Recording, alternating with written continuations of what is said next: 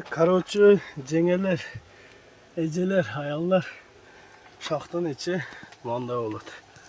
Ulaşından bir yağı kolluk basın 80 metre. 82 metre. Buna kömür. Şunda olup çıkar. Şunca kıynal olup çıkan kömürdü.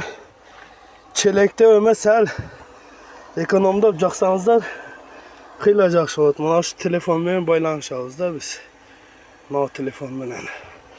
Şimdi bundan bir yağı devşi bizim tilde etkende bu yağı hot tep koyat. Ne oldu? Buna hot manda eketet.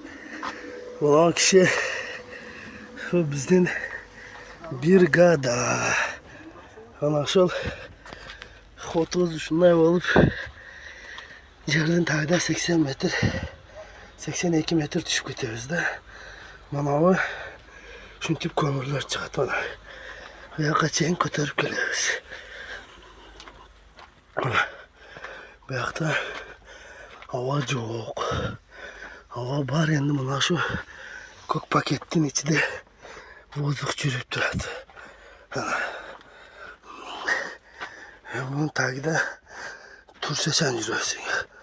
Bana bu tip Allah Huday deyip kömürdü götürüp çıkıp işte o tarz kıştan aman esen çıkarık deyip buna bir yağıcı küygün cevap koyuptur.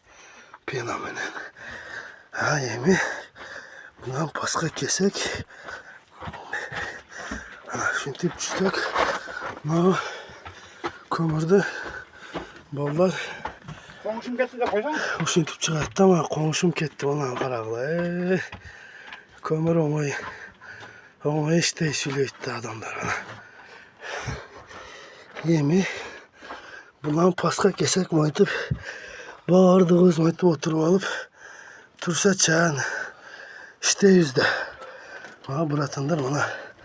Bundan bir yağı teşildi. Gördüm ben. Evet cengeller, hapalar, hayallar. Şu kıynağı çıkartkan kömürde iki çelekti bir savay. İki çelekti törtkö bölüp sasalar. Kıyla bizge hem jakşı olar.